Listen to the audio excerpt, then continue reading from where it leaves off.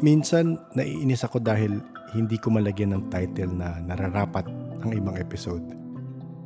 Yung episode ngayong gabi ay iisa doon.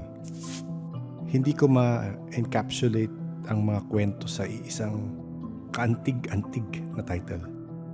Merong mga kwentong reptilian sa Session Road, mga kwento sa vegan, may usapang Sasquatch, UFO, at iilang hospital stories. At syempre, iilang kwento sa Baguio. Pakinggan natin ang mga experience ni Stan. Enjoy.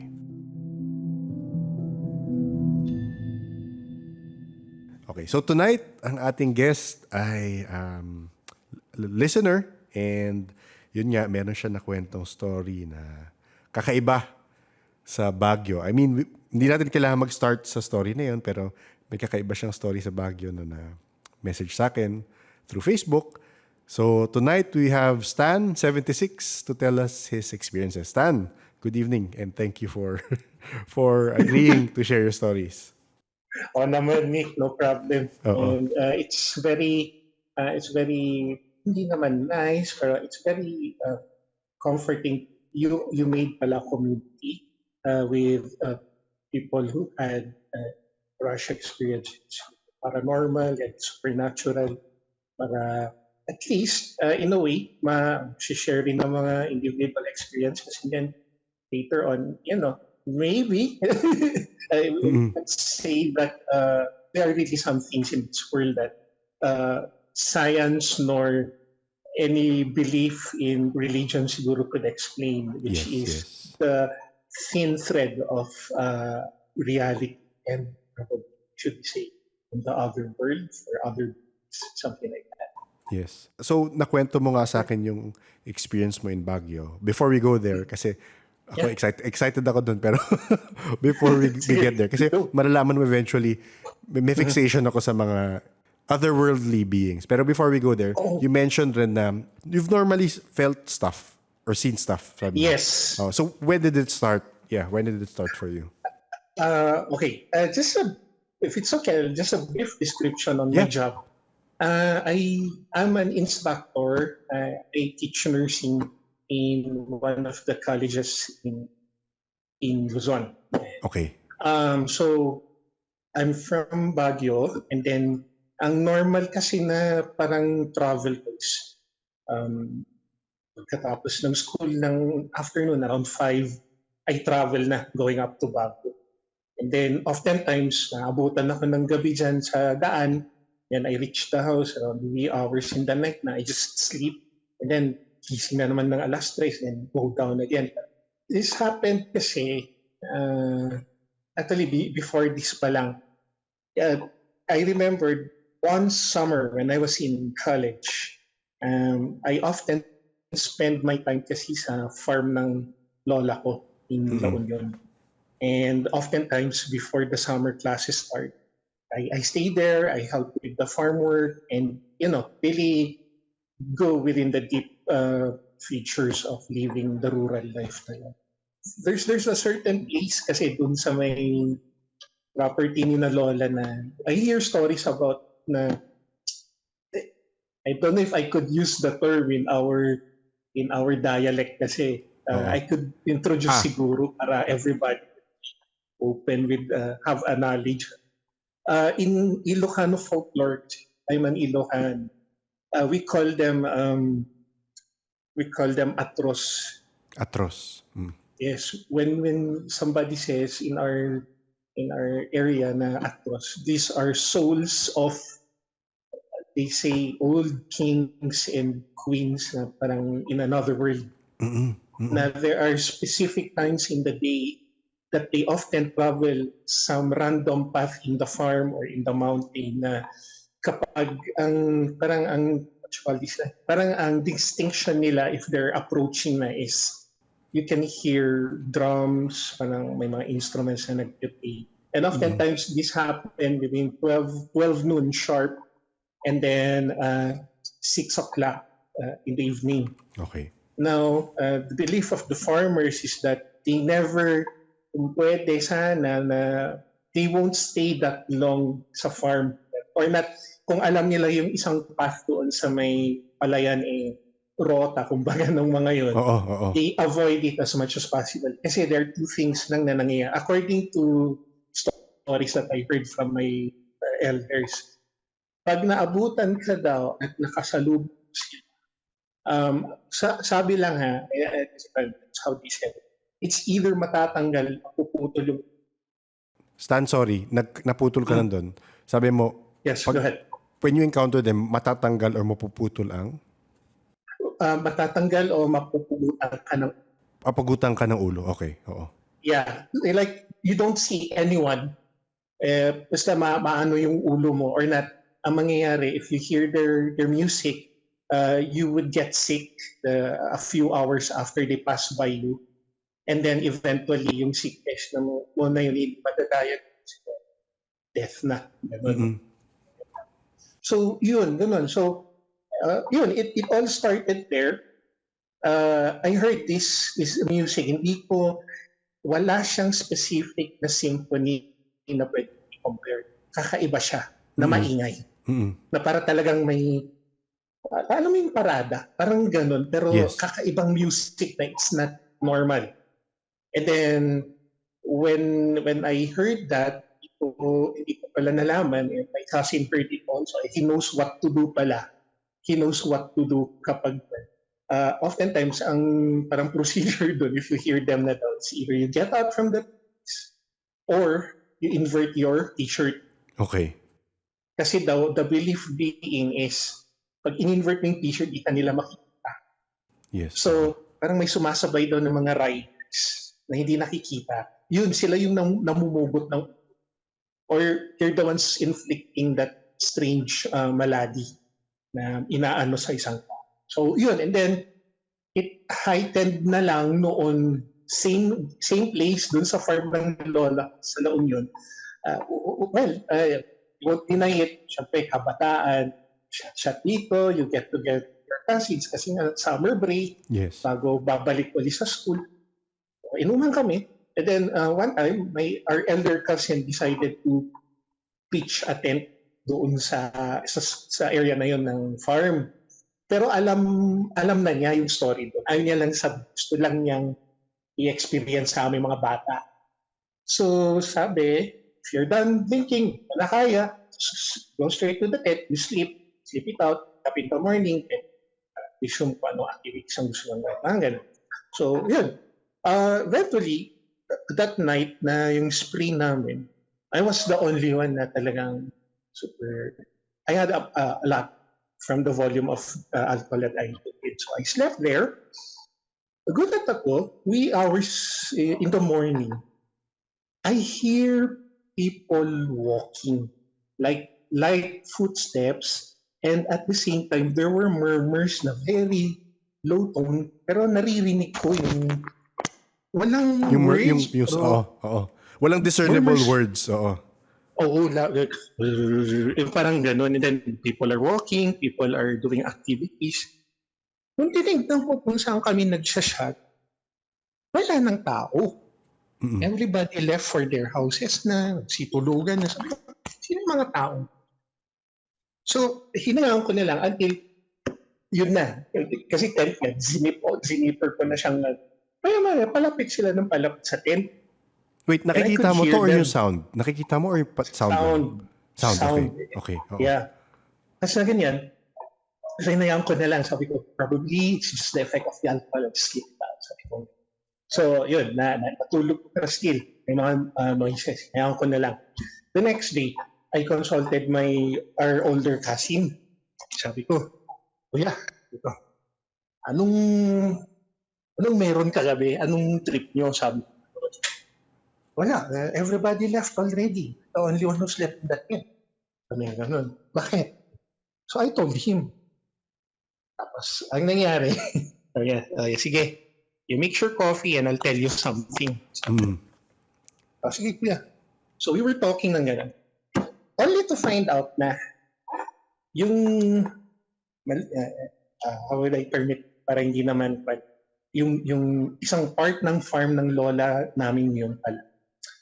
During the war, it was a Japanese garrison. Okay. And then, mayroon isang, kasi yun compound talaga ng mga relatives yun. So mayroon yung isang bahay doon na old na ng sister rin ng lola namin. Ang kwento, doon nila tinutuhog yung mga nakaka-capture nilang mga Yes. Pilipino. Okay, oo. And I can clearly I can clearly picture it in my mind na pagkapasok mo ng gate ni Lola, mayroon pa doon parang kawayan na parang paiwan. Kumbaga, sabihin na natin yung garote siguro yung parang Yeah. tuyang. Oo.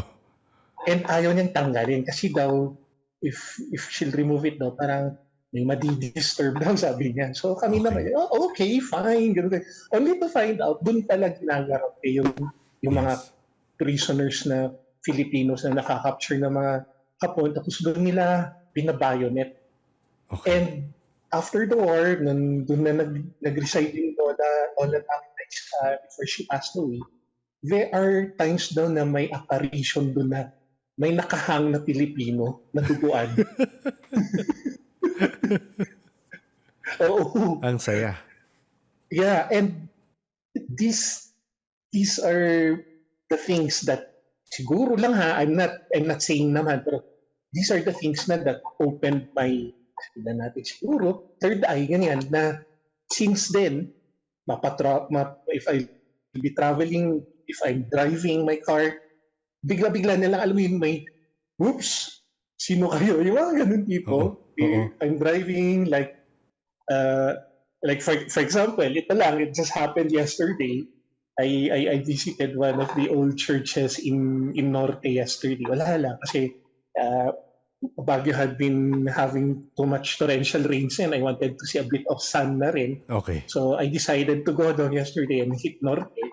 I visited one of the old churches yesterday. I reached church around 2:30 in the afternoon. Ako lang nandun. Kabukas yung sipahan.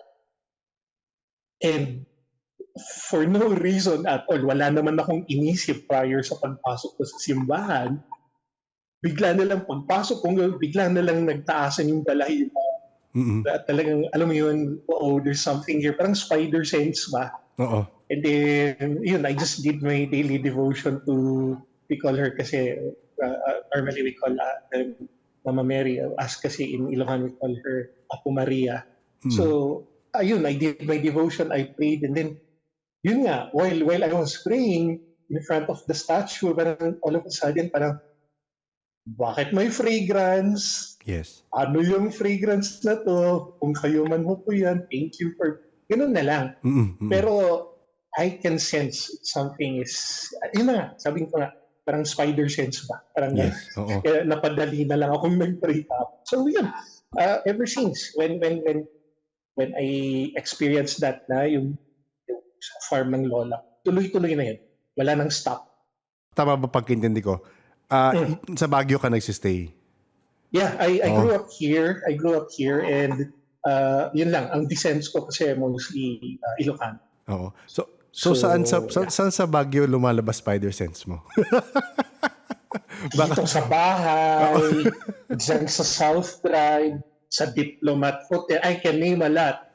If you're going for ghost hunting, I could name a lot. Huwag naman, pero okay lang.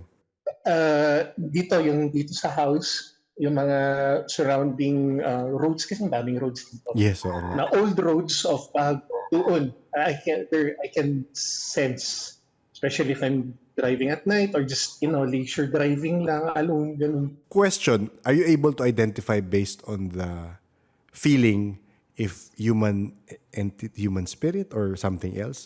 Or mostly it's just parang, something is here. Walang identification kung ano siya. Okay, Nick, I don't have to be technical. But don't misunderstand me if I go technical, ha? Go lang. If I'm going to say something, na lang, later, So, ganito. Since not naman too much on career path or what, pero i-correlate ko lang. Yeah, siguro. In the hospital kasi, if one of my patients go for a code, I can sense na marirevive yung patient And I can sense kapag he would really leave that. Okay. When I was still having my duties in one of the government hospitals, alam ko na pag sunod-sunod na should we say, mag-expire the patients namin. Kasi there would be a lady in black who would show in the door of my ward. Kapag nakita ko na yung babaeng yun na nakaitim, just a few hours lang, sunod-sunod na yung code na, sunod-sunod na yung namamatay. Ganun. Pero yun kasi, parang tanggap ko kasi it's part of the career path that I chose. Yes, oo. Pero yung ito kasi, yung ibang kakaiba, how do I term it ba? Parang ginugulat ako or all of a sudden na lang, pero nagpaparamdam. Okay lang yung nakikita mong, yung kinocode mong patient, not to be morbid ha. Okay lang yung nakikita mong kinocode yung patient kasi actual mong nakikita. Yes. And at the same time, I feel also kung aalis na sila or not. Pero ito, alam mo yun, yung you're driving and then all of a sudden, nangingilabot ka na. Something like that. And the fear that I always have until now, even if I drive my cars, yung may magpapakita sa rear view ko. So far, wala naman. Pero, wag naman. Ganun yung mga feelings ko. Pero sa'yo may sundo. May nakikita kang sundo. May sundo. May sundo, Nick. There was one time when I was assisting my student. We were, kasi per batch yan na magla-lunch ha. Ang duty ko, 7 in the morning, 3 in the afternoon. Okay. So, pan naman to, government hospitals. Okay. Before we go for lunch kasi, we make sure na we endorse to the incoming na nag-lunch na ng mga students. So, edit pa yung IV, blah, blah, blah, stuff like that. So, nung na ganyan, tinext ako when we were eating with yung group ng students. When we were eating, sir, nag-expire na si patient. Okay, sige. I'll be on my way, tapos mag-postmortem care. You say postmortem care, say, during some curriculums of nursing, they are graded cleaning the deceased. Okay. Before pick up ng mortuary. And there are certain guidelines implemented by DOH kung paano mo babalutin yung cadaver. Cadaver, yes. And if the student won't do that properly, automatic ma-fail siya kasi part ng curriculum. Yes, So ganun. Sige, sabi ko, be on my way, prep na kayo, start cleaning na your patient. Tapos, pag-akyat namin ng ward, kasama ko yung students ko, yung isang particular student ay, sir, di ba sabi nila nag-expire na si patient X? Oo. Sir, sila yung nakaupo doon. Di ba yun rin yung patient X nung nakita natin kanina bago nag-expire? Oo. As in, kitang-kita namin ng student. Nakitang-kita nyo? Nakitang-kita nyo nakaupo sa bed? Oo. Nakaupo sa bed. Tapos, nung bumalik kami, parang doon na lang namin nakita na yun na, he expired na, iiyakan na yung mga, dumadating na yung mga family members niya. So, nagtingin lang, ano yun? Ganun kami. Yung mga ganun tipong, hindi naman apparition siguro or yung paalis na siguro from the earthly body or, something like that. Kasi kitang-kita namin. Kaming dalawa ng student yun. Oo. And it was really, wala kaming words na masabi, na i-describe. Oo. And we even talked to his classmates, yung mga babae, sir, wag naman kayong ganyan, matagal na kayang hindi nakita namin nakaupo doon mismo sa bed. Dumaan kami ni Kapo. So yun, yung mga ganun tipo, Nick, ang mga, yes, go ahead. Ano yung pinaka parang unusual na mga na-experience mo sa hospital? I mean, mukhang marami kang kwento sa hospital, pero ano yung mga unusual na Very parang? unusual? Oo. Meron ba? Meron. There was one time, kasi we're only allowed, mayroon tong hospital where I private siya, you're only allowed to pass the ramp kasi ng gabi kapag graveyard pa. So, 11:07. 11 ng gabi, 7. You cannot go out sa main lobby kasi nga security purpose pa rin. So you have to pass the ramp and then out the back of the parang emergency exit na doon na rin sinusundo yung katawan ko may nag-expire. And then out to the in front of the hospital. So, usual, after doing my chart rounds, kasi when we say chart rounds kasi, sorry for being technical, just to be clear with the listeners. When we do chart rounds kasi, pag na-refill mo na yung mga nagamit na sheets ng chart, pag na-refill mo na yun, kasi part ng duty mo yun ng 11/7 sheet. Pag nagawa mo na yun, tapos na-chart mo na,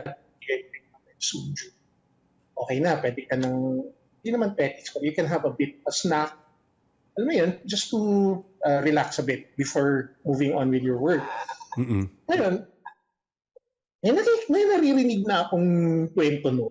Uy, sir, pag huwag kayong dumaan dyan, dito na lang kayo sa kabila dumaan. Kasi ano, basta sir, basta. Ako naman, lahat naman ng places like kwento, sa isip ko lang ha. Nasa akin na lang if I would entertain it or not. I'm here for the work. Mga ganun na. Ang ganun na ang setting ng mind ko. So, yun. One time, I decided to have coffee sa car park sa harap ng hospital. But you have to pass that ramp. Sabi ko, bakit ganun? Ang dumi naman ng utility worker na kung ano man yung dinaan niya dito, hindi lang man niya in-sprayan ng Lysol or any antibacterial na talagang naman gumanda yung amoy ng ramp. Tapos, pansin ko, while I was going down, ang sumusunod yung amoy. Oo. So, yung setup kasi ng ramp, imagine mo yung imagine yung greater than ba? Less than na symbol. Yes, gets ko. Yung parang tataas siya to the right, tapos to the left yung, parang, gets ko yung ramp. Parang angle siyang gano'n, di ba? Yes, So, pag bumababa ka, makikita mo rin yung umaakyat, di ba? Yes, parang gano'n. Okay.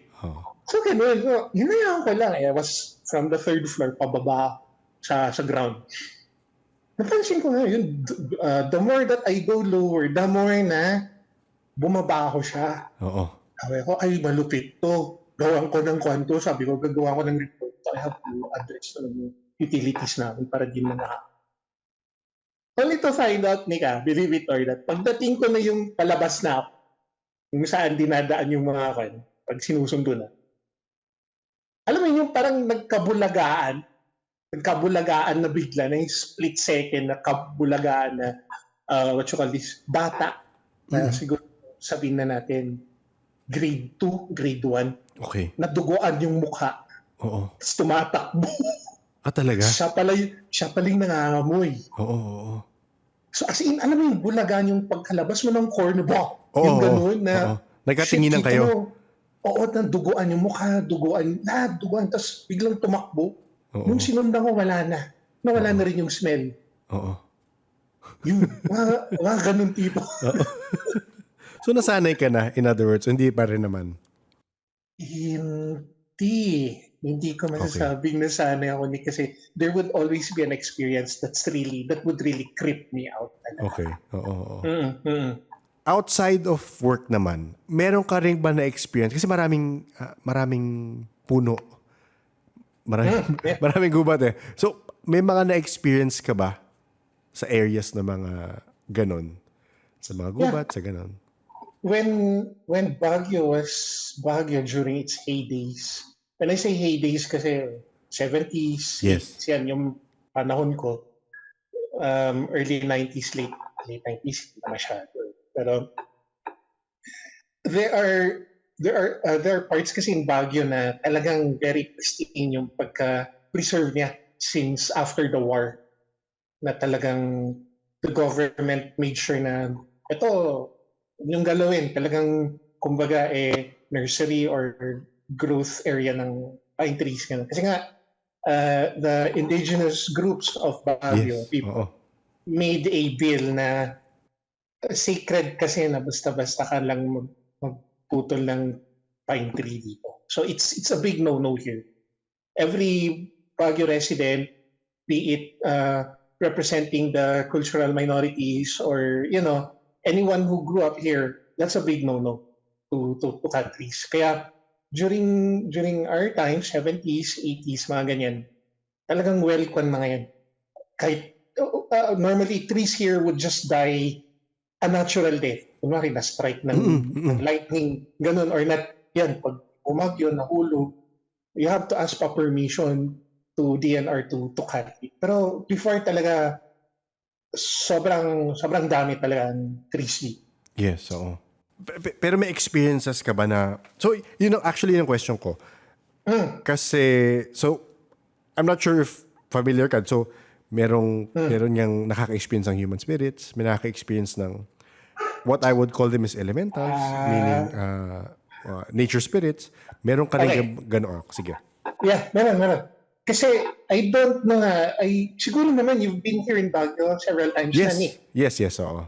Have you passed by Luwakan Road? Baka hindi ko alam yung tawag. Papuntang PMA yun ni. Okay. Okay, so anyway, sige. Search ko ngayon habang sinasabi mo. Baka mamukhaan ko. During the time, noon meron pa yung mga kano dyan, when the bases were still here in the Philippines. There's a part here, mayroon part, yun nga, yung road going to PMA, going to Luwakan Airport. Before, nung bata pa kami, there is a tree that's in the center of the road. Like smack center sa there. Gitna, okay.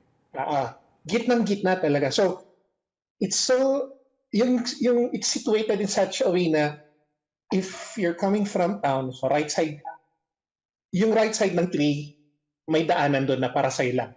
Okay. And then yung opposite side na papuntang town, the left side, doon rin yung kabilang side na. Pero it's not going under as in kabilaan lang yun. Nasa gitna talaga. So, everybody was puzzled with that and there were a lot of stories that's connected to the tree. Siyempre, mga kwento ng mga lolo namin. Kasi not all naman, pero may family kasi, aside ng mother side po, most of them kasi, they work with the Americans when John Hay was still under the Americans. Mm-hmm. So, siyempre, before, wala pa namang masyadong cars, makaka-afford lang yung mga rich, parang gano'n. So, they walk to work, going to the base, and then ganun din. So kung night shift ka, you have to walk. Kasi the houses naman were very close to John Hay before ng mga employees. So they just walk.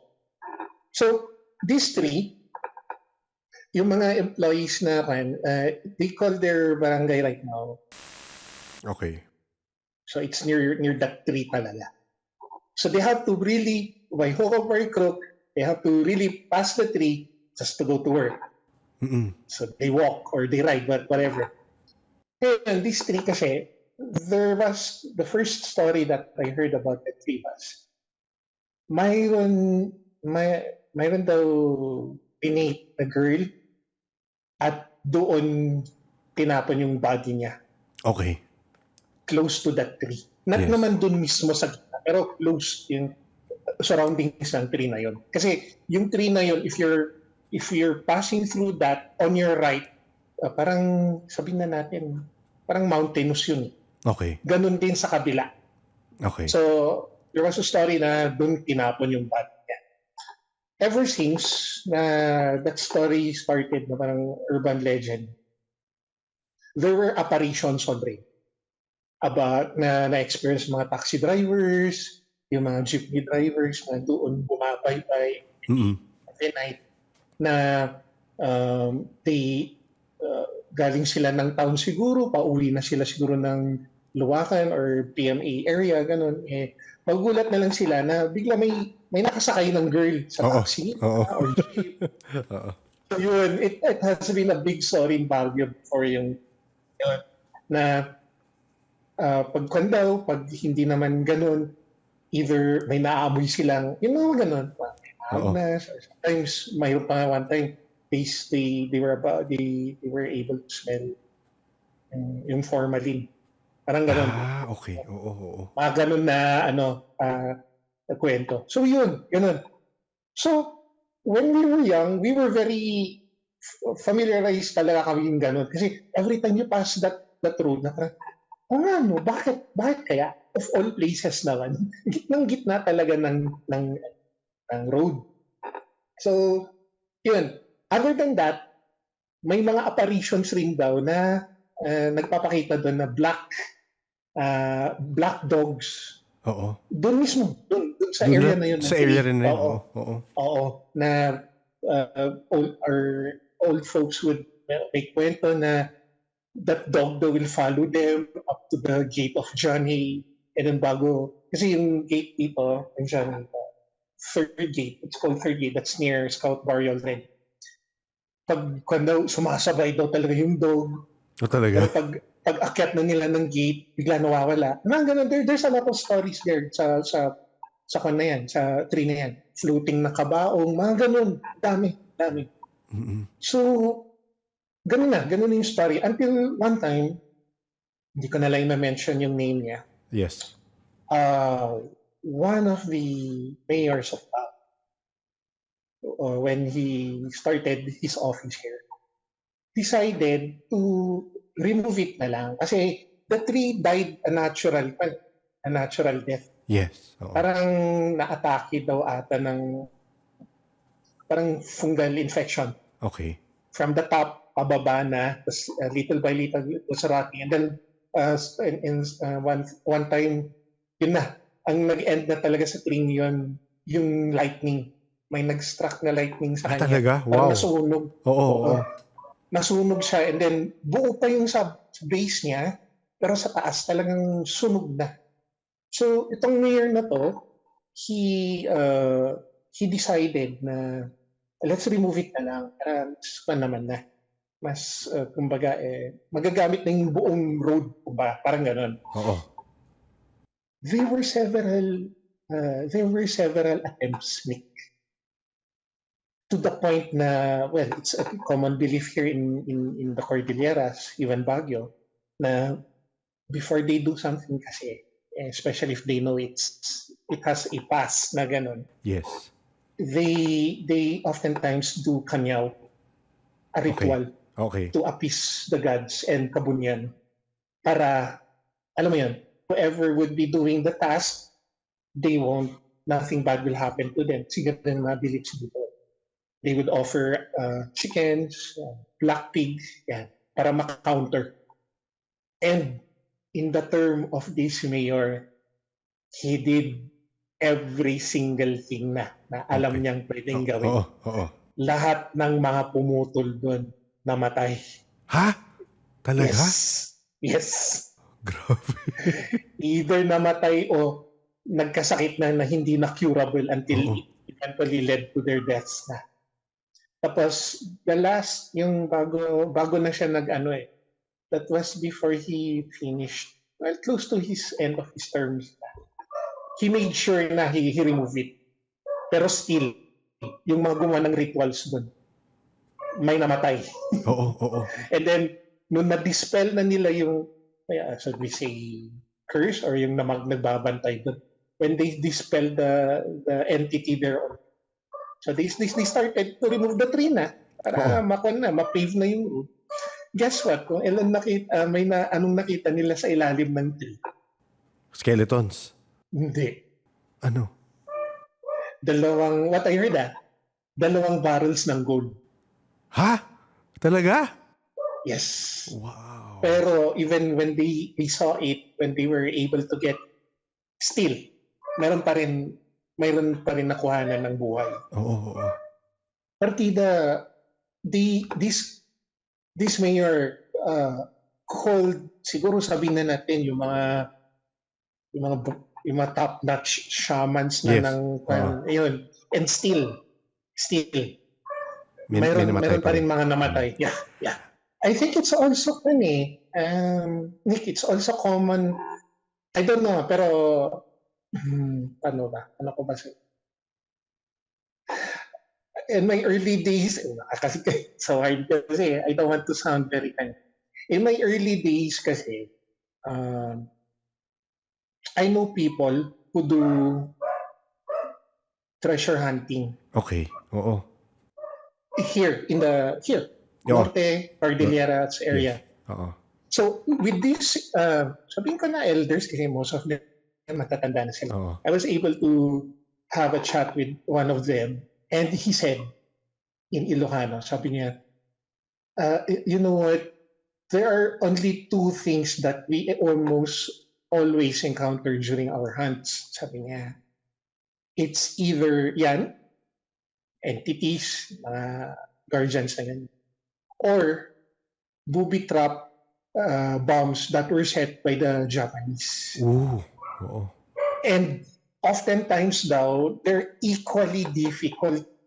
They're equally difficult kasi yung according yung sa matandang yung nakausap, at least nga yung at least nga yung bomba ng Hapon, matritrace mo yung trigger, matritrace mo yung Oo. cord, Yes. yung detonator niya, okay na yun. Pero sometimes kasi yung mga Japanese daw, they make it in such a way na kunwari, may na-trigger lang na tripwire, kunwari, it would lead into something, lalo na kapag they hid the treasure in a river. Yung bang, it would activate something, tapos maya-maya, wala na, ma-flood na yung hinukay nila. Yes. May mga dynamite or bombs na gano'n.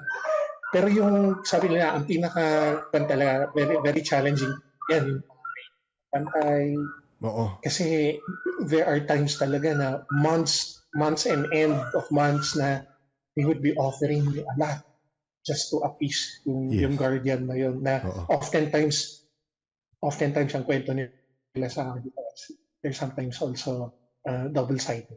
Alam mo yun, yung na-appease mo sila, they would take your offers and all, pero mayroon pa rin silang kukunin na kapalit talaga. Oo. And they won't tell that. They won't tell it. Yes. Magugulat ka na lang na, may isang trabahante or isang tao na, yan. Kasi the only person who knows about this interview is my wife. Yes, oo. Yesterday ata yung na-receive kong na-mention ko sa kanya. Oo. Na, someone hooked me up for an interview for, what's that naman? Podcast about that's nice. I mean, how can I say it? When I first read your message that you were able to, address or hear me. Actually, I really want to share a lot of stories, and I'm also kasi I'm a bit curious about Sasquatch. Okay. Ang naisip ko, it's okay with you kasi you're the one naman who runs the program. I was thinking na if ever I would be there na, and kasi I don't know if it's an obsession or a passion. I really want to feel and see it. Yes. Kasi I've been watching documentaries since the 80s. I've been watching documentaries about it. And I have this certain feeling na I want to feel, I want to hear, I want to experience it. Na hopefully if I would be there, gusto kong maging, alam mo yun, i-share, regular na sa kwan mo, sa podcast mo, even if I'm there na. Go. Makikita mo sa may pattern, no? Mm-hmm. Palagi ako interested kung anong experience ng mga Filipinos abroad. Kasi merong cultural aspect yung site. Meaning, since Pinoy tayo, sanay tayo sa stories ng kapre, tikbalang, di ba? Pero yung ibang experiences, when you go to the other countries, ano yung nakikita nyo? Parang gano'n, or na-experience nyo. Pero may theory ako dyan, Stan. What, Nick? Hindi ko na kung nakikinig ka na ibang US podcast, ang pinapakinggan ko si Mr. Balen. Mr. Balen sa YouTube. Balen, yeah. Tapos yung bedtime stories. Okay. Suggest ko, Euphomet ang name ng podcast. Euphomet. So, nakausap ko rin siya actually. Meron, ang style niya, parang style ko, pero mas gusto ko yung sa kanya kasi mini-meet niya talaga yung kausap niya. Meaning face-to-face sila nag-uusap. So, although this is pre-pandemic, pero ganun yung ideally gusto ko na start. Pero anyway, So siya, may mga nakausap siyang people who are into cryptids, people who are into Cryptids, yeah. yun nga, to Sasquatch or Bigfoot. Oo. Alam mo, ang theory ko is depending on their location, they are technically, for me, this is just my belief. This is my theory. Sige lang. Sige lang. They are technically the nature spirits in that country. Kasi merong kami nakausap, si Miss Star ang pangalan, Stargazer Philippines. So tinanong ko siya, ano ang nakikita mo sa ibang bansa? May duwende rin ba sila? So sabi niya, yes. But their features are, kung Caucasian doon, Caucasian is yung features ng duwende. Kung nasa Saudi siya, Saudi rin mukhang na Middle Eastern. Mukhang Middle Eastern rin. rin. Pero pag pinakinggan mo ang description kasi ng Bigfoot, pag pinakinggan mo ang description ng kapre, medyo same siya. Hairy, tall, sa may tree area. Yung smell, hindi, iba-iba yung smell. Iba. Oo. Kasi, I agree with that. Kasi, remember, I don't know if you watch one of the Magandang Gabi Bayan noon na episodes. That was way back, early 2000s ata, na feature ni Kabayan. He was, there's a certain part in the South, here Philippines, na yun nga, si Capres na ganyan. Nun may isang nagkwan siguro, like, in-approach yung isang specialist in terms na siguro magaling sa primates or yun, yung mga ganun. Yes. Zoologist siguro. Yes, oo. It turned out nga na parang ang Sasquatch. Pero ang tawag nila sa area na yun sa South, I forget the place na, and it's a long time na kasi, ang tawag nila sa creature na yun, amomongo. Amomongo, oo. Oo. So, pero ang features niya, ganun, parang yeti, pero Yes. hindi naman ganun ka-grotesque sa Yes, body. Pero ganun, tall, ape-like, bipedal siya, ganun. Ganun. Yung kay Euphomet kasi, na nakausap ko nga, meron siyang episode. Again, suggestion ko pakinggan mo yung very interesting episodes niya. Meron siya nakausap na Bigfoot experiencer. Nakausap niya si Bigfoot. Nag-uusap sila via telepathy. So it's true. Oo. Very similar siya sa experiences ng iba here that they can communicate with the kapre telepathically. Tapos yun rin, yung Bigfoot na na-experience ng person na yun, parang quantum being sila in a way na they do not reside in the 3D plane. Kasi ang US kasi very materialistic eh. 'Di ba? Materialism na parang solid yan, nag-evolve yan from whatever. Yun ang theory ng iba eh. Pero it turns out, yung iba experiences ng Sasquatch or Bigfoot is they are quantum entities. Yes, go ahead. Yeah, kasi based on the docs that I watch also about Sasquatch, yun nga, yung magugulat na lang sila, bigla-bigla nagpapakita yung creature, and then all of a sudden mawawala rin sila.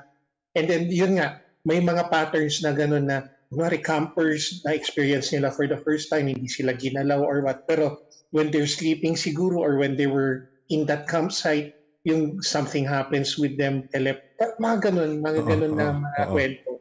So yeah, so it's true. So it's true pala na talagang kakaiba talaga sila. They can appear and disappear pala. Yes. Kumbaga. Yung experience yun nung ka-interview ni Euphomet. So, send ko sa yan, pakinggan mo kung may ano ka pala, may type mo pala ang mga cryptids gaya yan. Oo. Yeah.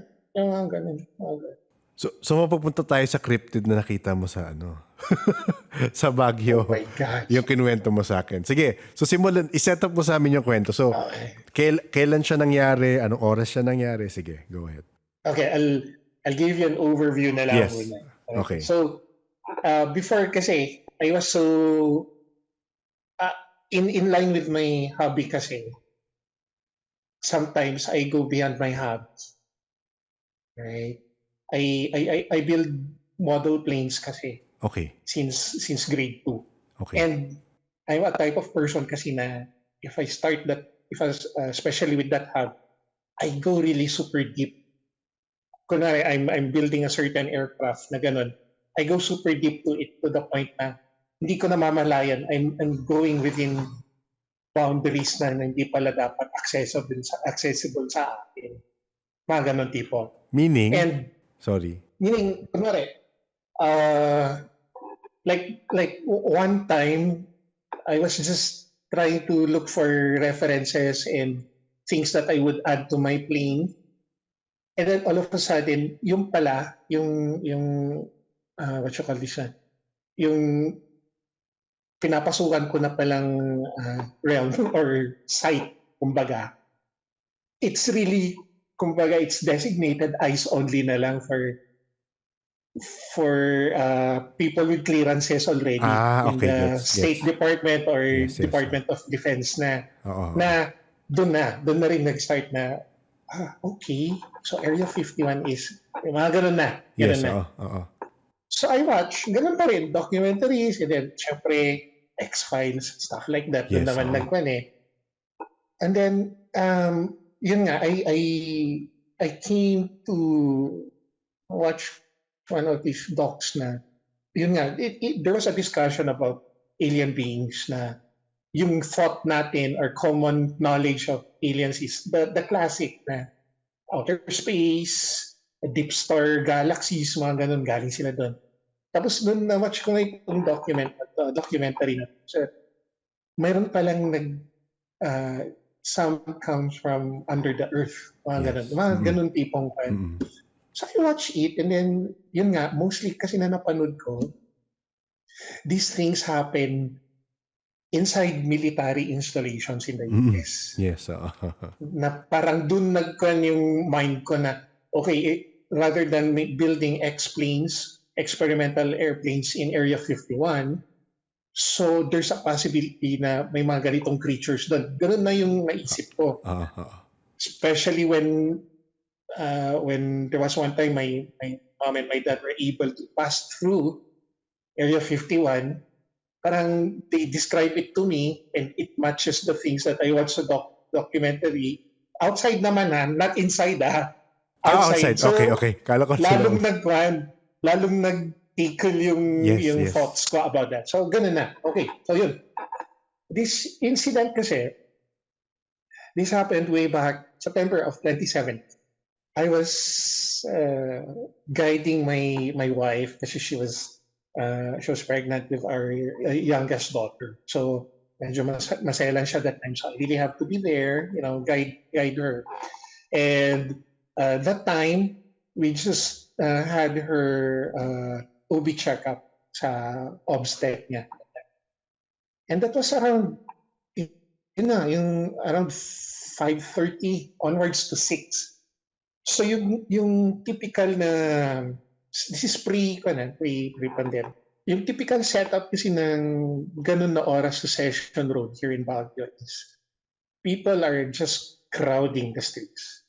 Kasi dismissal na ng mga estudyante yan, magaling office, everybody goes to whatever grocery stores that they could pass by in Session Road para diretso ng uwi. Buy their groceries, konting snacks, ganun. So, Session Road was really packed with people during that time. And yung setup ng sun was yung palubog na siya pero mayroon pa rin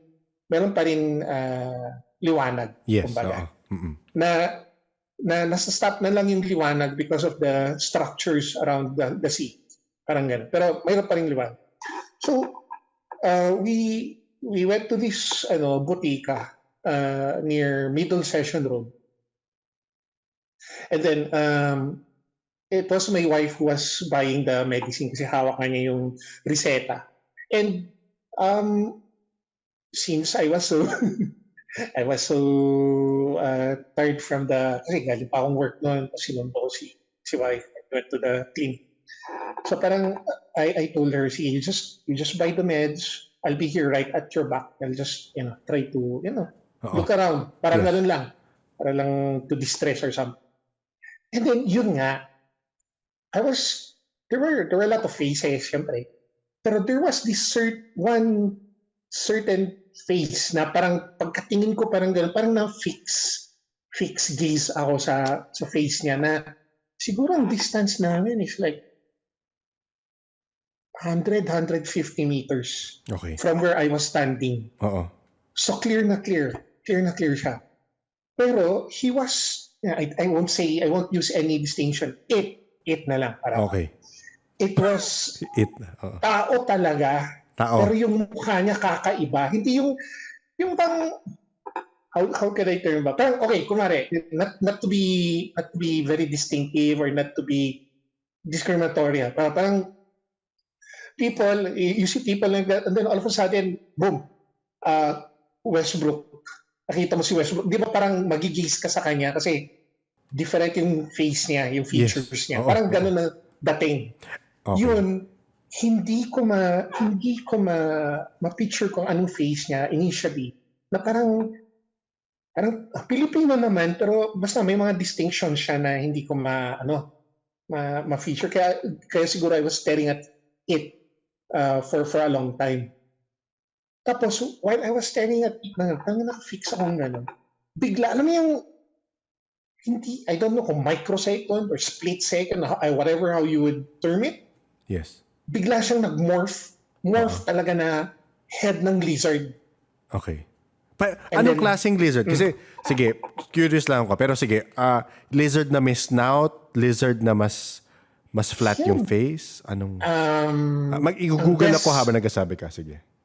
Ang best description ko, kung yung mga nakikita mo dyan sa YouTube na, kung mayroon dyan sa YouTube na may documentary dyan na they are running our government, sabi niya. Tapos nakasuit yung ulo niya lizard, tapos nakasuit. Tapos yung background niya yung White House. Ganon ang itsura niya na lizard. Pero nung nagpakita siya, nung nag-morph siya into a lizard form, parang the people don't see it. They don't see it na nag-morph siyang ganon. And then, split second, bumalik siya sa dating yung nakikita kong itsura niya. Mm-mm. And then, split second rin na, boof, wala na. I tried my best to scan the area. As in nawala. Nawala. Pero, the people, kasi, picture this parang, okay, kunwari yung sa Westbrook, tapos yung talagang, he was within a packed crowd. Yes. And then, while he was walking, he was staring at you, and then, yun nga, nakita mo, si Westbrook yun na, and then, while he was walking with the crowd, he was morphing in seconds. Nag-morph siya muna na, after yun, yung distinct na face na yun, nag-morph siya na lizard. And then, few seconds, nag-morph siya kaagad. And then, yun, wala na. So, yung feature niyang human, nag-morph na lizard, bumalik sa human form face niya na yung earlier, and then bigla nawala. Ito, wait, share ko kung...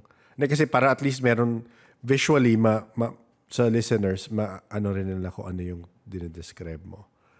Hindi ganyan. Parang ito to, yung what's this alien reptilian? Okay. This one. Parang ganyan na yung katabi niya, the reptilian conspiracy. Parang ganyan. Okay. And yung third, fourth, yung may horn, siguro a bit like that. Pero more on ang features niya itong first two.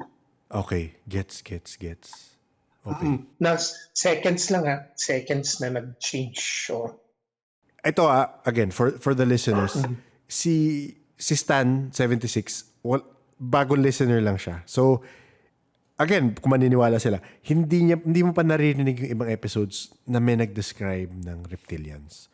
So, for me, parang hindi tainted yung description mo. Baka meron kang personal influences, siguro from the media you've watched, di ba? So, hindi ko rin masasabi na ganun. Pero, for me, in description mo, it kind of lines up with the other people who have seen reptilians.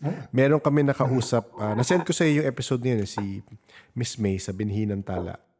Pagka-describe niya naman one time, parang may face over a face. Meaning parang may projection. Parang imagine mo, sa kanya naman na nakita niya, may reptilian na, may kausap siya na may reptilian na naka over the face of that person. Parang may projector over your face. Ganun daw yung for her. That's how she sees it.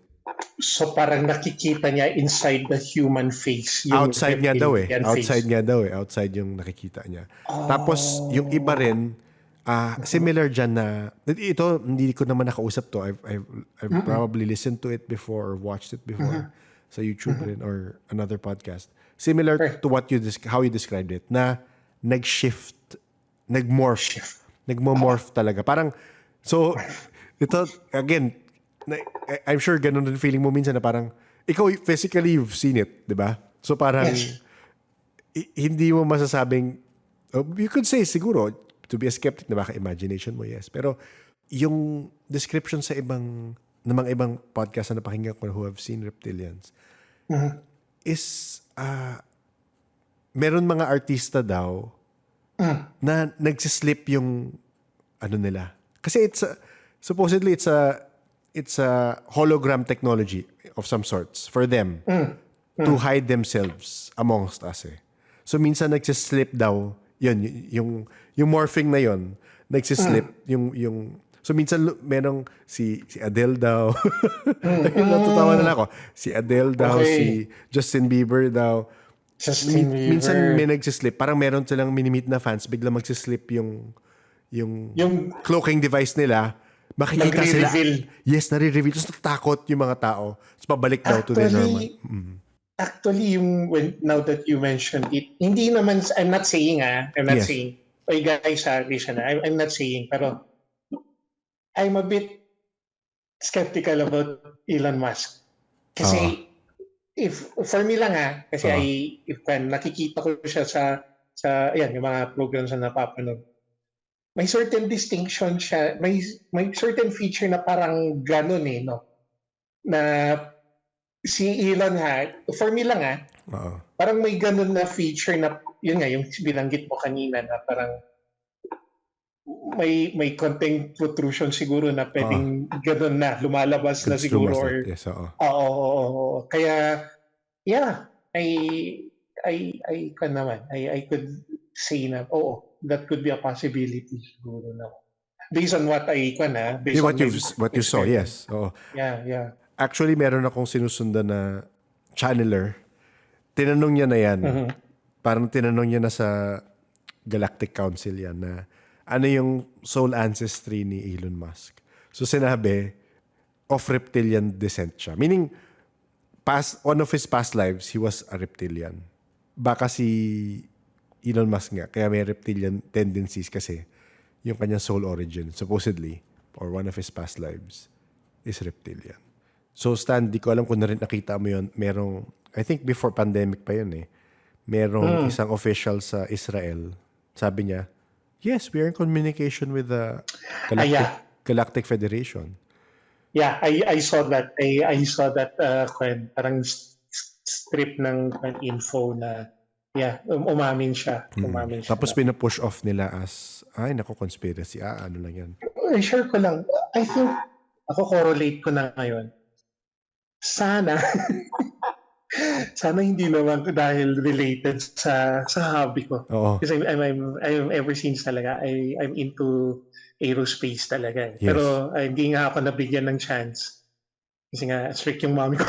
Okay. Parang ganun. Oo. Pero up to now, it's my kasi it's really my passion. Avionics and anything military.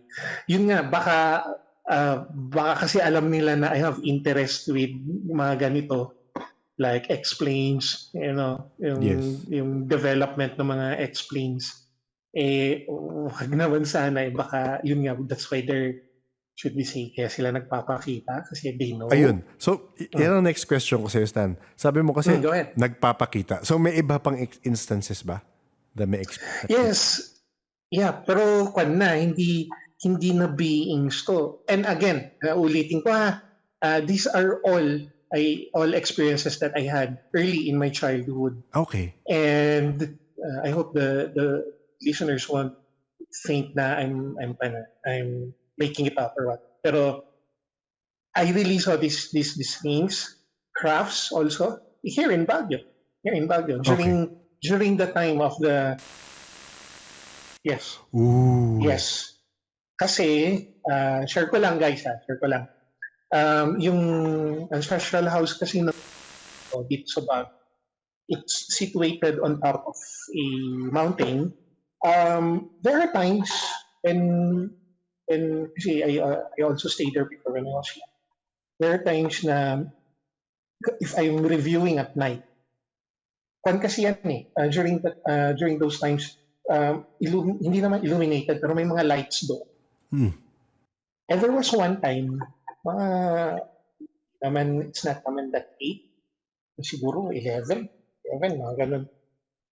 There is a certain disc na shape nag-hover doon.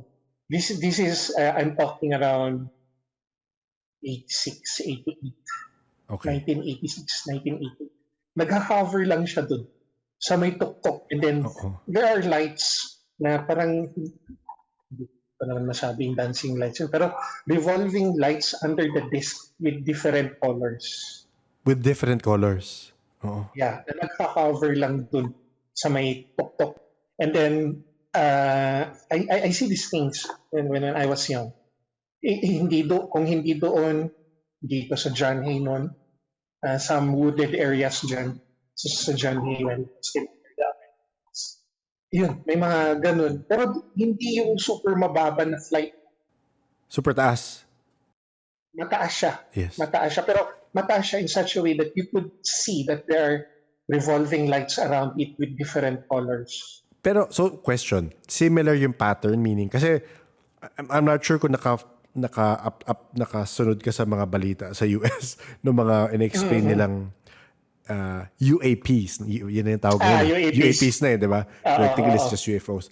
Pero iba-iba, merong triangular, merong, yeah. So, sa'yo, it's circular and it has different lights. Okay. It has different lights na, imagine mo yung LED light na tumatakbo. Yes. Pero it's under a spherical, saucer Disc, type. disc. Oo, disc na nakasuspend na hindi naman masyadong mababa. Pero yung height niya, hindi rin masyadong mataas, hindi rin masyadong mababa. Pero makikita mo talaga from a distance na it's hovering and then there are lights around it. Tapos bigla na lang, wala na. Parang ganun. Biglang nawawala. Hindi siya parang nagzo-zoom away. Walang movement, biglang nawawala na. Walang movements. Oftentimes, mayroon pang one instance na yung one of the, how to term it, hindi naman apparition. Pero there was one time when I saw one, nawala, no? Oo. And then it appeared somewhere else na nakikita ko rin. Oo. Pero distant na siya. Pero nandun pa rin yung color ng lights. Yes. Anong colors yung na, if naalala mo pa? Parang light. May parang dark red, it goes to light red, tapos parang super light red, and then it turns to blue, and then ganun na hue lang eh. Hindi naman blue na sky blue or dark blue. Yes, light blue, and there's a bit of green, light green, na parang parang lighter than a stoplight ng kotse. Oo. Yung parang, yan. Na hindi naman bright na light na may ray or may radiance na nakababang ganun. Basta wala naman. Basta yun lang ang nakalight yung sa ilalim ng disc.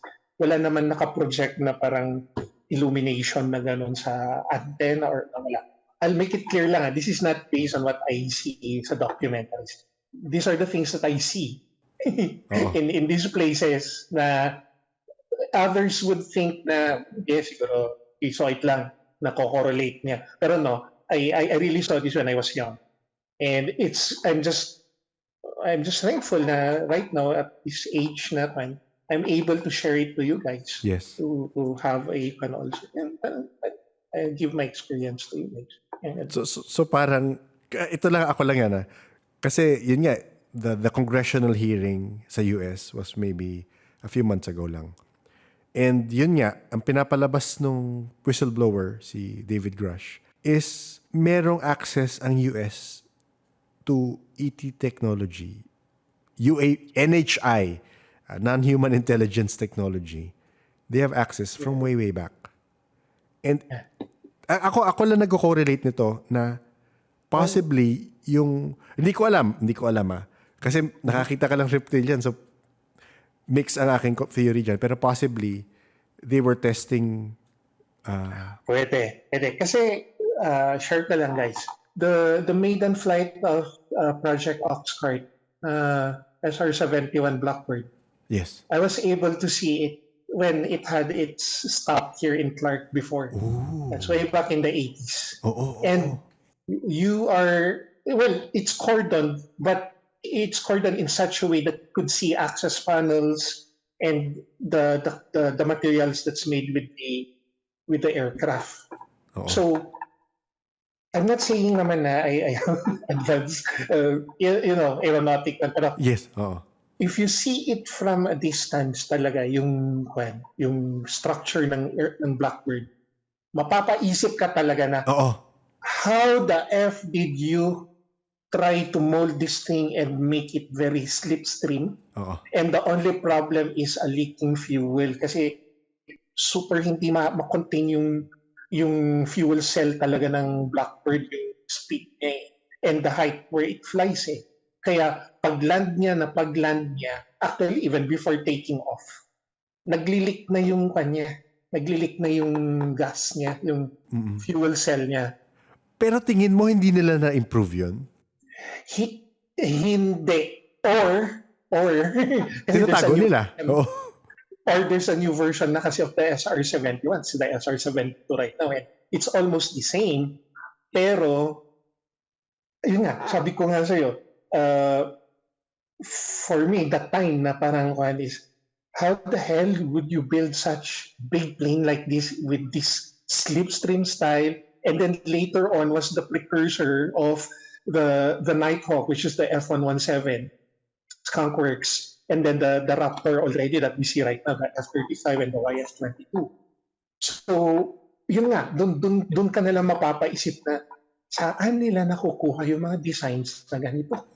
Ang ganun. For me, parang ganun. So, yeah, yun.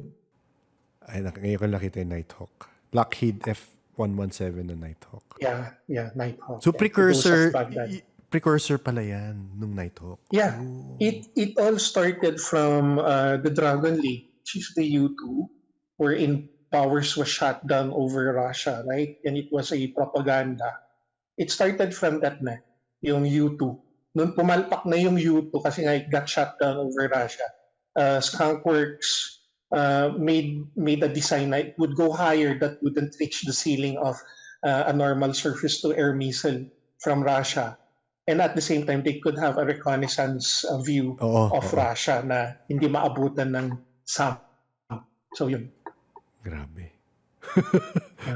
Grabe. Pero going back nga sa theory ko rin na possibly kasi again, hindi mo pa napapakinggan yung episode, pero tinanong ko na yan sa ibang psychic, one or two psychics tinanong ko. Kay Miss Star naalala ko.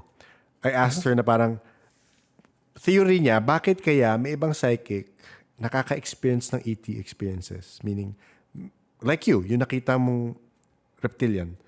And yung ibang psychic, totally wala. As in parang out of their radar, hindi nila matanggap na meron ETs.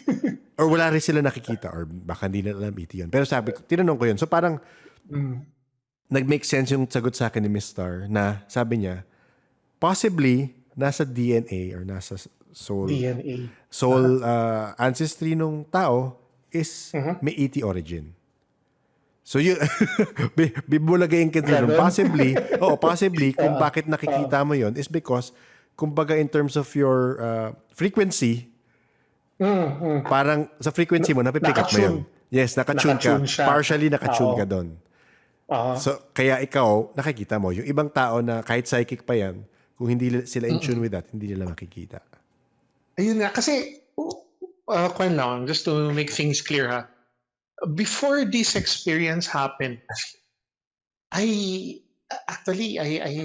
don't give a thought to these things. Yes, although I watch, pero parang it's just there in one of the compartments of my mind na parang, okay, let's see if it would be debated or it would be, yung mga ganun na siguro that time, I was waiting for the time na yun nga, yung whistleblower ngayon Yes, would appear oo. para lang ma-solidify yung mga kwento. So, wala.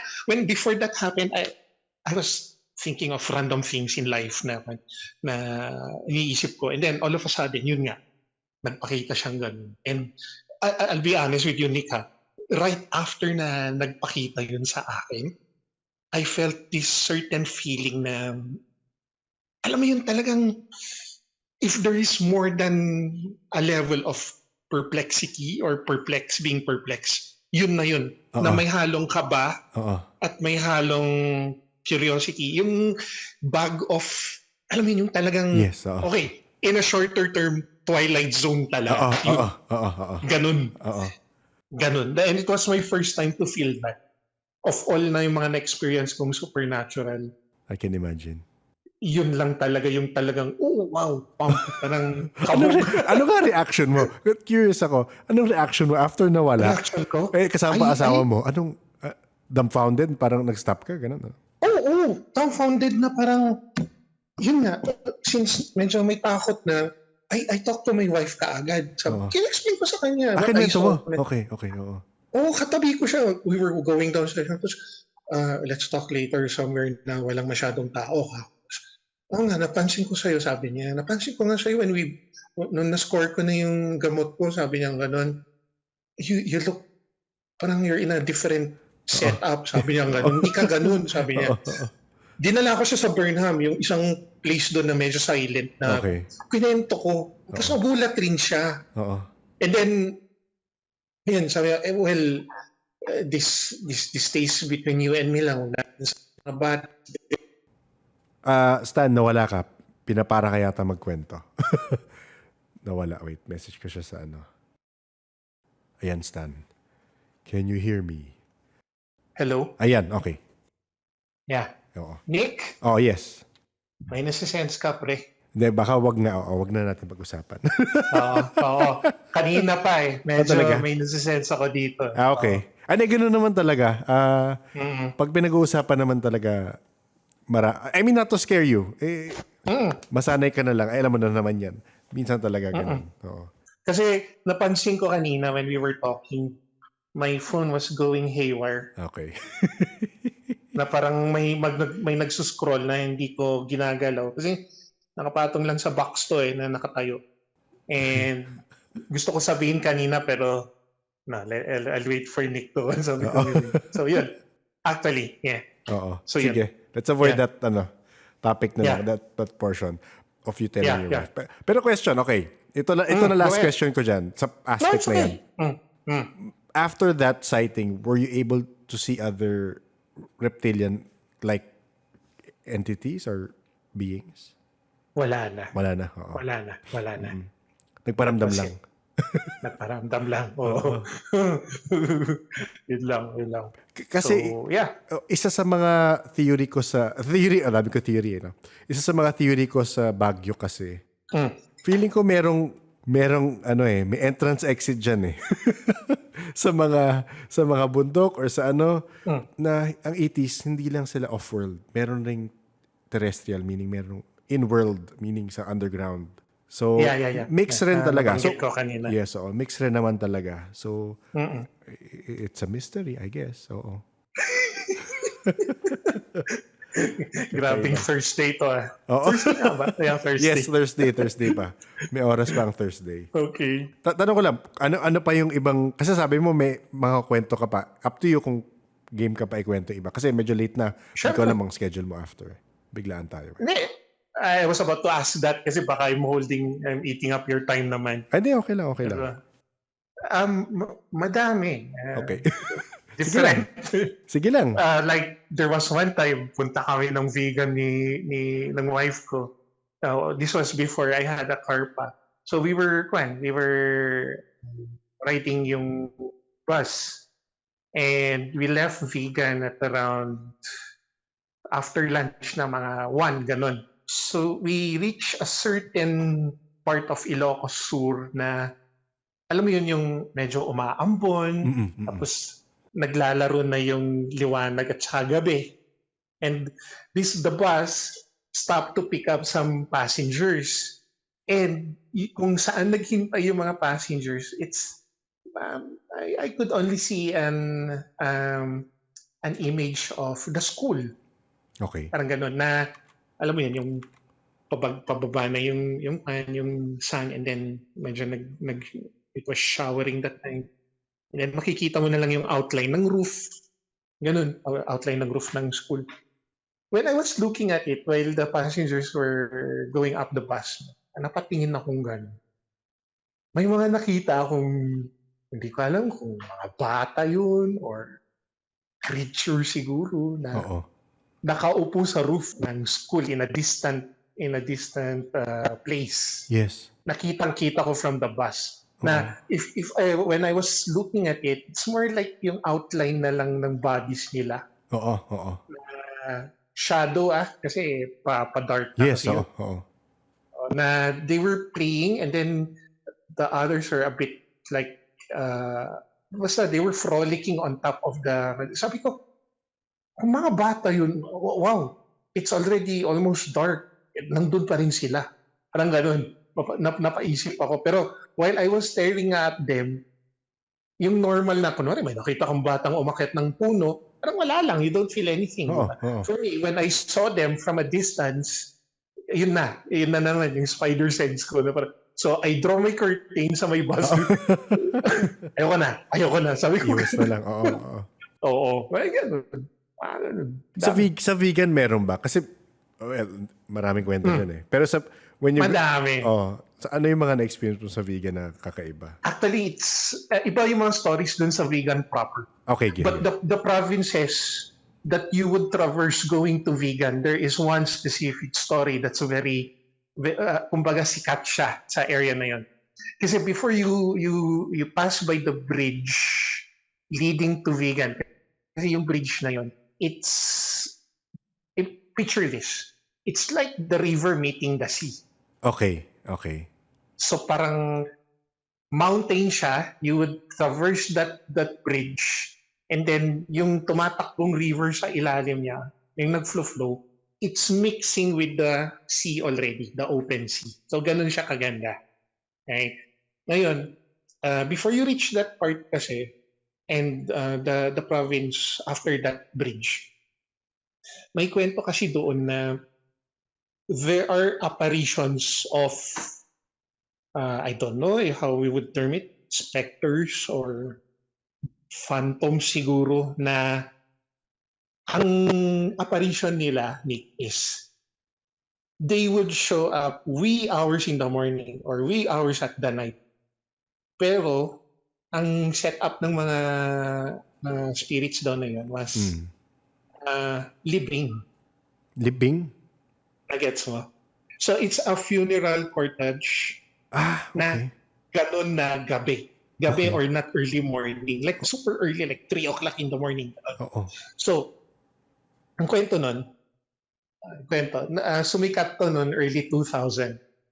Ang kwento was, there was this, I won't mention na the name, there was this sikat na bus line that travels from Manila to going there, to Norte. Yes. Ngayon, midway daw, when they were approaching that area na, going to vegan, may sumakay daw na matanda na nakabalot ng, hindi naman balot, pero ang damit niya black. Like dress na black. So nagtaka daw yung conductor tsaka yung driver na nagkatingin na daw, oh grabe, old fashioned. Parang gano'n. So hinayan lang nila, pinasakay. And then while the bus was moving na down, mayroon daw specific na part doon sa yung trinatraverse nilang route na yun. Bigla daw nagsalita yung matanda. May mga pasahero tong bus ha, pero hindi ganong kadami.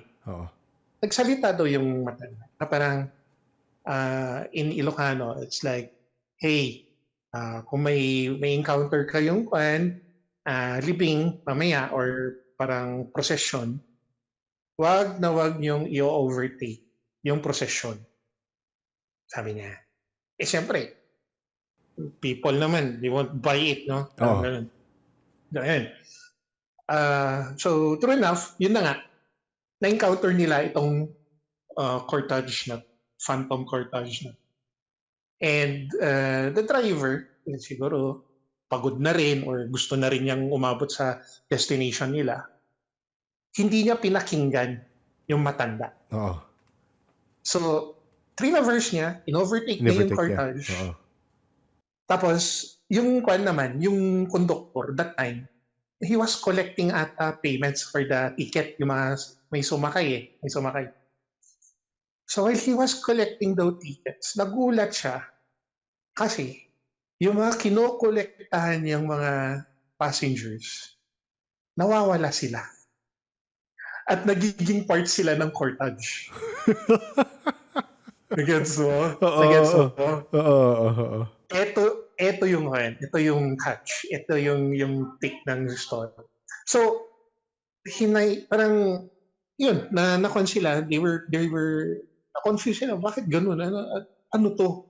Tapos they talked to the matanda. They were about to talk to the old lady, pero nawala yung old lady na. Sa loob, wala na. So wala na. So when they reached vegan, syempre, kahit sino naman, first thing that they did was, they went down to the nearest police station and they asked, mayroon bang ganitong living sa ganitong oras? Oo. And the policeman didn't parang sabi, hello, ano oras ganito living?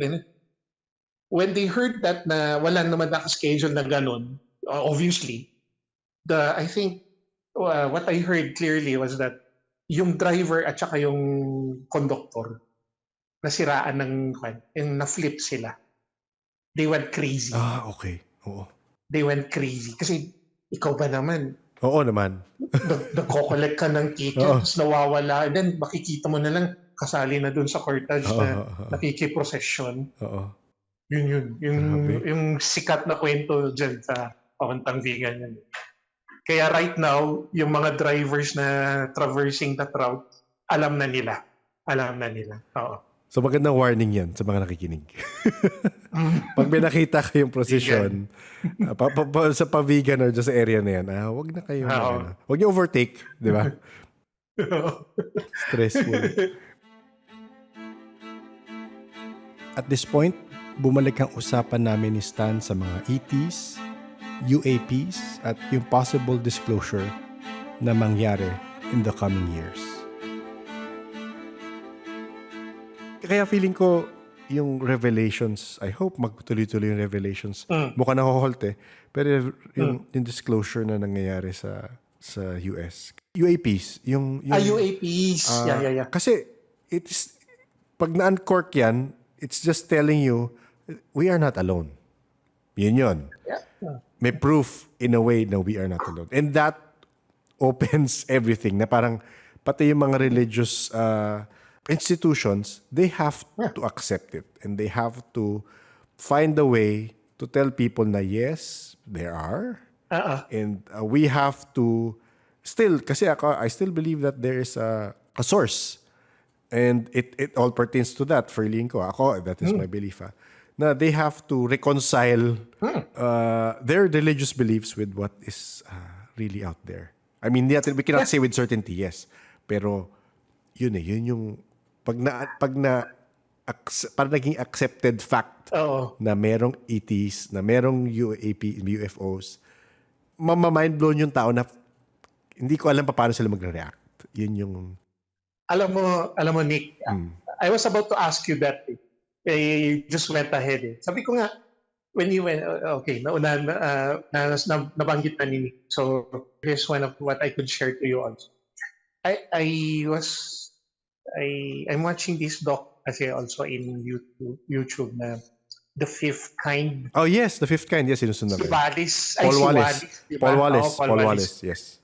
Earlier on kasi, I started reading books about Sitchin and Arthur C. Clarke and those stuff na. And parang in my end, parang let me also try to see his perspective on things. Yes. Yun na nga, dun rin na yung thinking ko na, okay, guys, lang disclosure. We're not promoting or any religion beliefs or what Oo. man ha. Okay Just lang to yan. make it clear lang guys ha, Oo. ganito lang. Yun na nga, just like what Nick said earlier, with this, if you hear us talk, paano na kung yung i-reveal the things that we thought that were norms in our own Yes. sects, Yes. SECTS, Yes. eto pala ang reality. How will we all correlate it right now in reality on how we understand things na also? Parang ganun. Oo, totoo. Yun yung complexity doon na parang there would be a lot of things that would be dismissed, admittedly. Pero yun na nga, yun yung hard pill to swallow, di ba? Yung sakali. Yes, very hard pill to swallow. Oo. Kaya kailangan ko explain nyo kasi parang kailangan nyo i-reconcile sa religious belief nyo yung ibang revelation na possibly lumabas with That's true. ETs. Oo. Kasi That's true. may iba masya-shatter yung faith eh. May iba I'm sure masya-shatter yung faith nila. Na pag if they are that attached to their religion, masya-shatter sila pag biglang malaman, 'di ba? So ayoko naman mangyari yun. So parang feeling ko kailangan gradually nin-expose sila. Especially yung mga nakaka-experience. Oo. Actually, Kasi yun maraming yung... experiencers very religious eh. Yes. Oo. Yeah, that's true, Nick. Actually, when I was watching that and I had my own, yun nga yung in-explain ko sa'yo kanina. Parang sa akin pa lang na na-correlate ko what if, ganun. Yes. Sa akin pa lang, yung dating, it's already Oo. OMG talaga. Ganun. What more for other people who just have this understanding of Yes. this certain level lang. Oo. Tapos biglang magugulat sila ng ganun. Paano mo siya kumbaga nga kung na-break yung heart nila, paano mo siya i-mend? Correct. Na ito ang reality talaga and stop thinking of what you have been thinking previously or prior. Parang ganun. Parang kumbaga surface level lang yung knowledge nila sa ETs and UAPs and NHIs or aliens nga. Tapos biglang malalaman nila, ay. Ito na lang. Ulitin ko, I'm not trying to desecrate or let's stick to our own faiths guys and walang question na ng faiths dito. It's just opinions and perspectives na. Yun na nga. When this UAP thing started and all of these creatures and apparitions that are being shown on, remember they modified the I believe prayer, right, sa mga Catholics. Ay, hindi ko alam yan.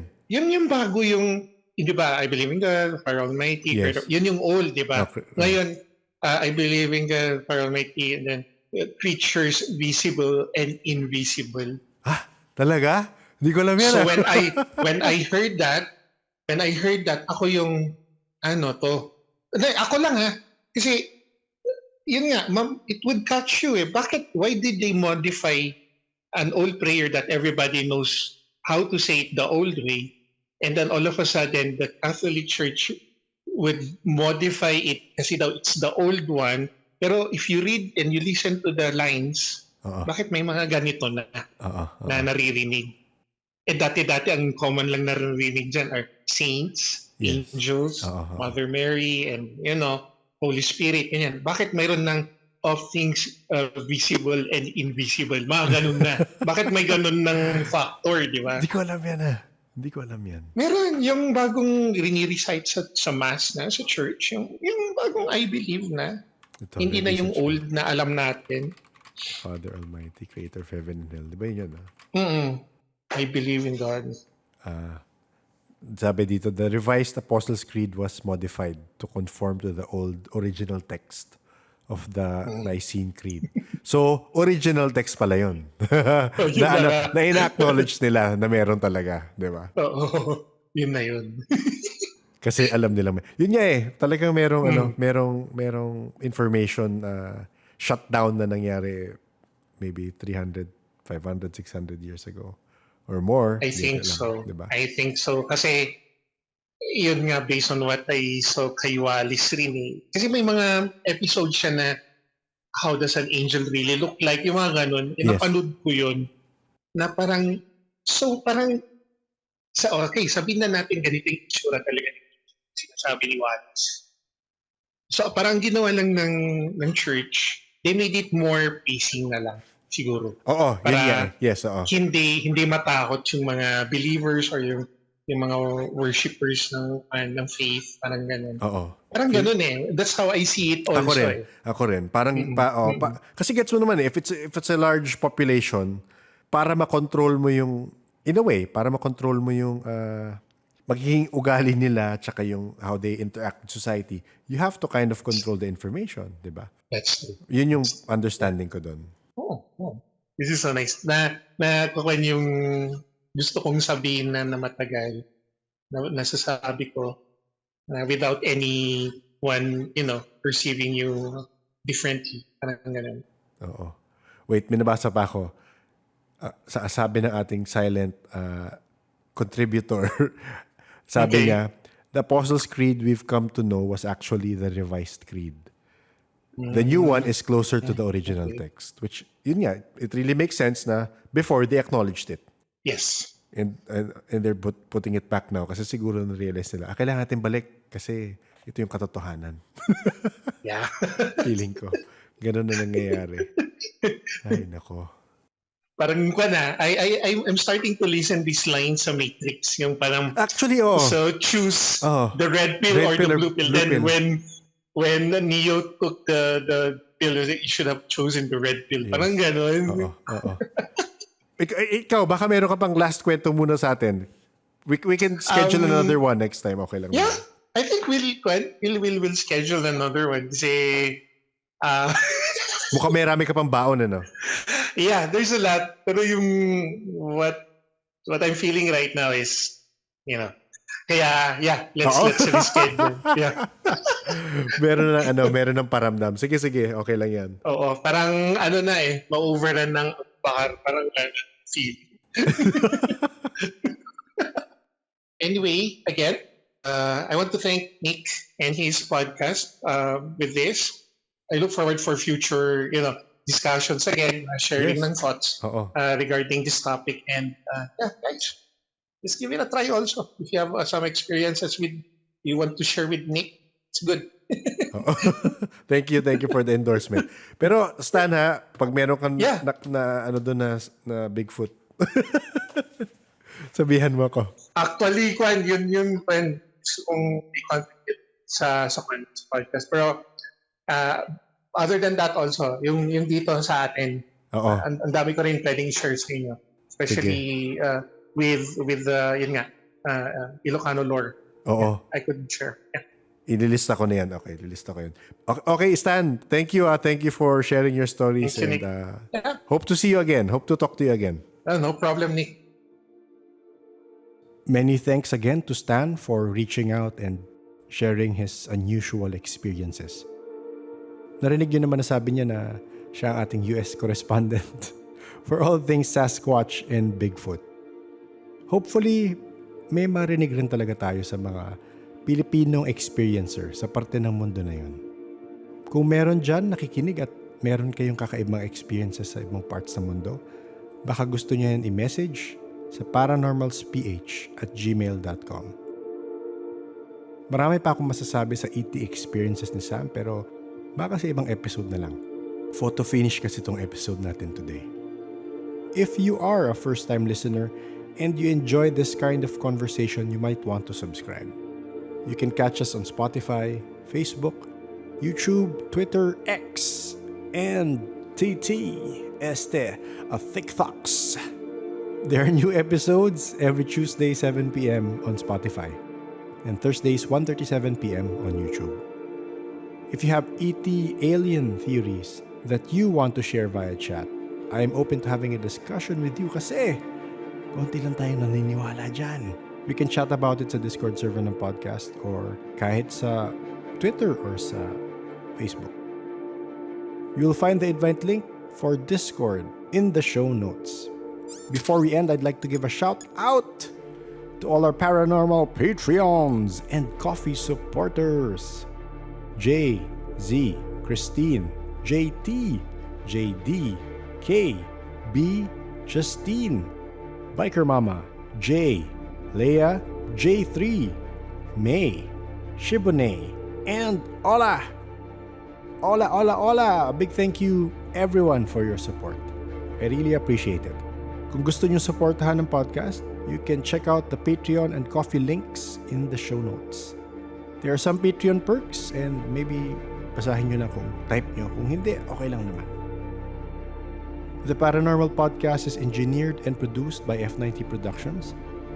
This podcast, again, is independently produced and I would appreciate it if you can help spread the word. Maybe like, subscribe, or rate us on Spotify. Thank you everyone who shared, listened, and commented. Please stay safe.